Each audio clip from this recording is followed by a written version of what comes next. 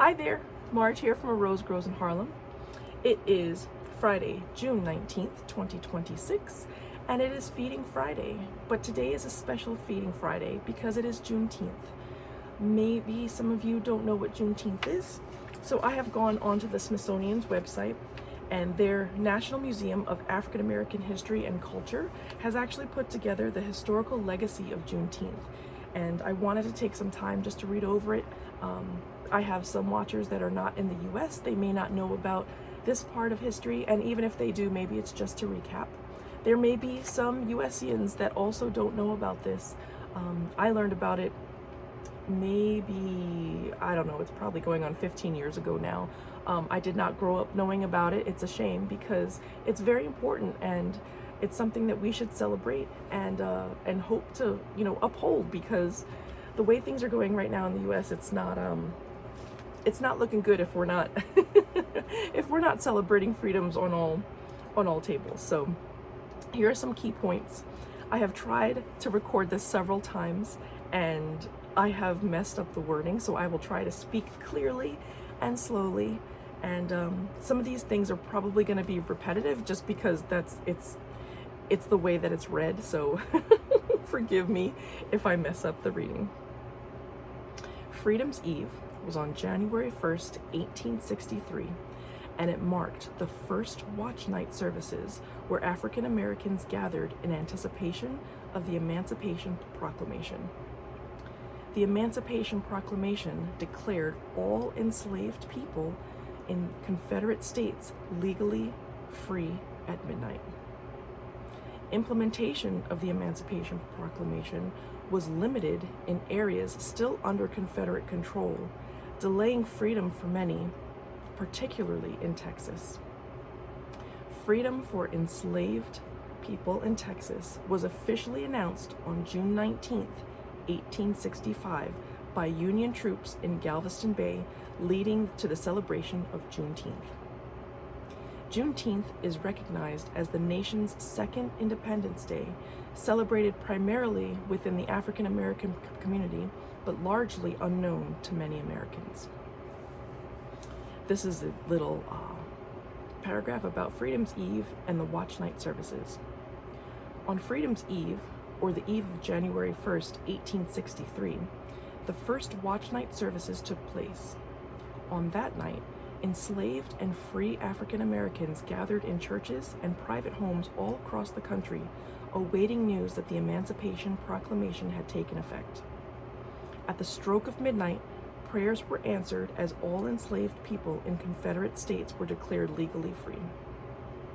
Union soldiers, many of whom were black, marched onto plantations and across cities in the South, reading small copies of the Emancipation Proclamation, spreading the news of freedom in Confederate states. Only through the 13th Amendment did emancipation end slavery throughout the United States. So you might ask, what's the significance of June 19th, 1865?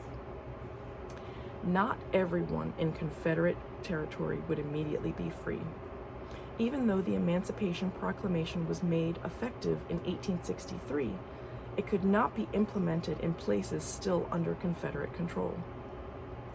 As a result, in the westernmost Confederate state of Texas, enslaved people would not be free until much later. Freedom finally came on June 19, 1865, when some 2,000 Union troops arrived in Galveston Bay, Texas. They, by the way, came from New York and New Jersey. They marched all the way down and ended up going to Texas to let those people know that they were free. Let's see. The Army announced that more than 250,000 enslaved black people in the state were free by executive decree. This day became known as Juneteenth by the newly freed people in Texas. So what are some of the reflections on emancipation and Reconstruction? The post-emancipation period known as Reconstruction, which took place between 1865 and 1877, marked an era of great hope, uncertainty, and struggle for the nation as a whole. Formerly enslaved people immediately sought to reunify families, establish schools, run for political office, push radical legislation, and even sue slaveholders for compensation. Given the 200 plus years of enslavement, such changes were nothing short of amazing. Not even a generation out of slavery, African Americans were inspired and empowered to transform their lives and their country. Juneteenth marks our country's second Independence Day. Although it has long been celebrated in the African American community, this monumental event remains largely unknown to most Americans. The historical legacy of Juneteenth shows the value of never giving up hope in uncertain times. The National Museum of African American History and Culture is a community space where this spirit of hope lives on, a place where historical events like Juneteenth are shared and news stories with equal urgency are told. And then they give an option to download their toolkit, which is great. And again, I should have the link at the bottom of the screen throughout my whole telling of this, and then I'll have it in the description as well. So I learned about this, I think through friends' posts, because they were going to a celebration, either a restaurant or they were holding a space that was celebrating this, and I found it fascinating. I have ancestry of enslaved people, and even if I didn't, it would still affect me. It would still be super important to me, because if you think about how this country was created, and I highly recommend you go and do some research on why they left England in the first place. You'll find out that this country was pretty much created to help keep people enslaved. Go ahead, look up your own research. If you're interested in that, let me know, and I can link you to evidence and stories and history and references. I won't go into a lot of detail here, but it shapes the way we do things. It shapes the people that I help promote, the Black gardeners who, I befriend, and while I'm mixed race, I'd like to consider myself a part of that community, because that is still my heritage, that is still my background. Although there's a whole nother thing about, let me not get into it. It is very important to me because it is part of my history, it is part of this country, and if we want to see community building, and if we want to see mutual aid being fulfilled, you have to understand how much more work somebody who is Black has to go through to obtain land, to obtain, a space to grow their own food, and so on and so forth. So Juneteenth is very important. Now, if you have any questions about that, or again, if you would like any other resources, just let me know and I will post them down in the comments. Now, it has been a week since last episode. I have been giving it lots of thought, and one of the commenters, Charlie, was very generous and gave me a few recommendations on some of the things that can be done to help with deterring squirrels when it comes to different books that I can read. And I did not bring that piece of paper with me, but I will put the two books, I guess I'll do it again. Ta-da! These are the books that Charlie recommended.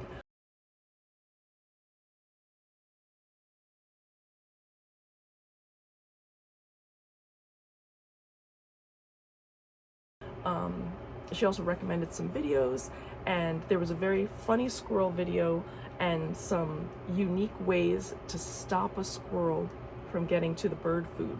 And basically, the people put their bird feeders on like a clothesline and buffered it with some PVC piping, with a big round PVC, kind of like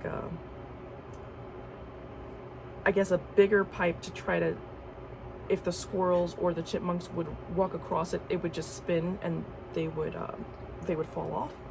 And that seemed to work for a little bit until the squirrels got wise to it and figured out how to cross that barrier. But then they ended up putting kind of like a block. They put these round wooden, I don't even know what to call them.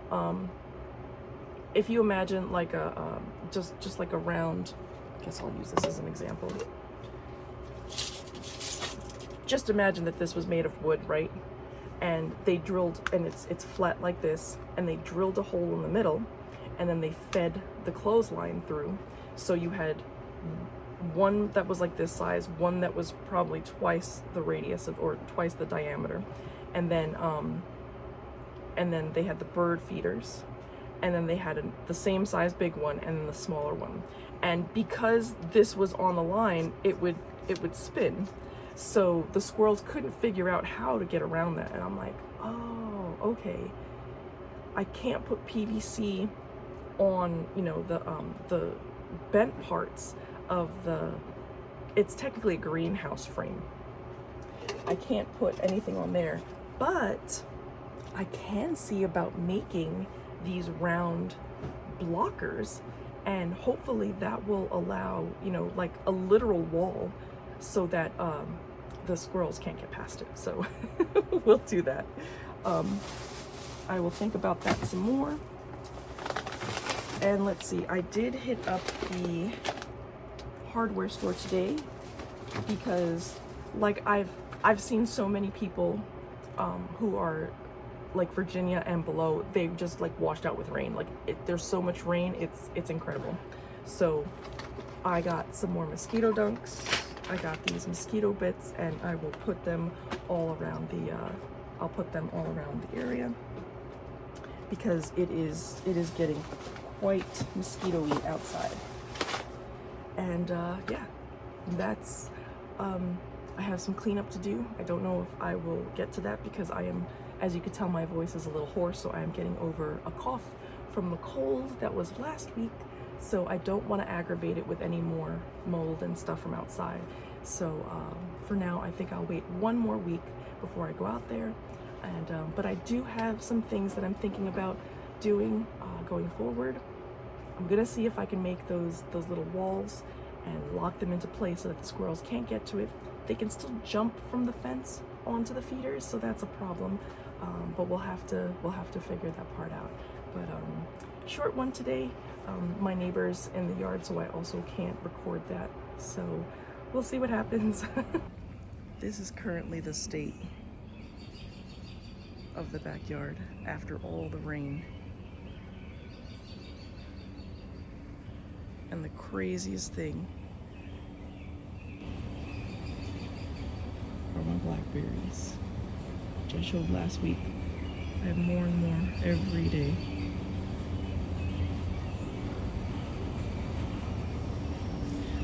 Yeah, quite the jungle. And everything is okay mosquito-wise, so long as I don't move anything. Once I start picking up all of this stuff, the mosquitoes come out.